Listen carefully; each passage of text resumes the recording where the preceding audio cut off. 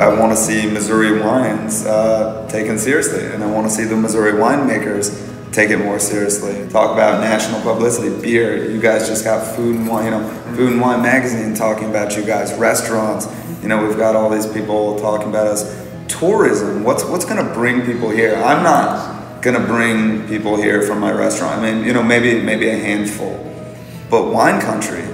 I mean, why not? Why wouldn't you take a vacation from Chicago to wine country? There's all these restaurants that are promoting, local and Missouri stuff, but then you look at their wine list and they have no Missouri wines. And they're like, we can produce really amazing wines.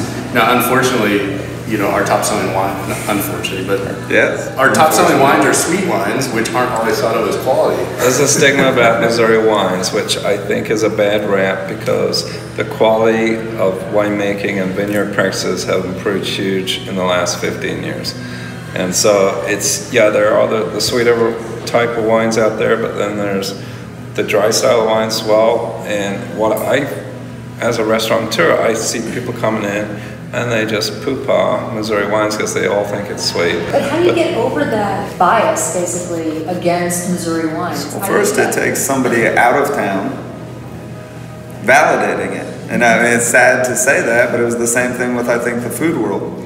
If there was a great wine out there that gets introduced in a Chicago market or something like that, it only takes one or two people to really tip that scale, and it's just the right people. It's a continuing education process. Absolutely. Yeah, one of the things that we do is we try and reach out to different places. We were at the Best of Missouri market, and we're doing a lot of sampling there. And people, we'd give them choices of what they wanted, and people would say, well, we've got extra dark chocolate with sea salt. Oh, I've always wanted to try that. Well, here's your opportunity.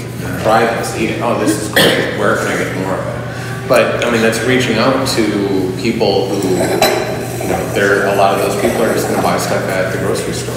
That's part of that education process of getting it out into people's mouths and getting people to try it. Let's get these young winemakers. Let's get all these people that are going. Let's push it, and let's push it within us, and that's what's going to spark those guys outside to say, if there's this energy, if there is this buzz, there are going to be people who notice somewhere, you know what I mean? And whether it was your place or whether it was my place, that outside press came from a local buzz. It might not have been press, but it was a buzz, and these people are dying for it. The outside media, the New York media, the California media, they are dying for something outside of California and New York.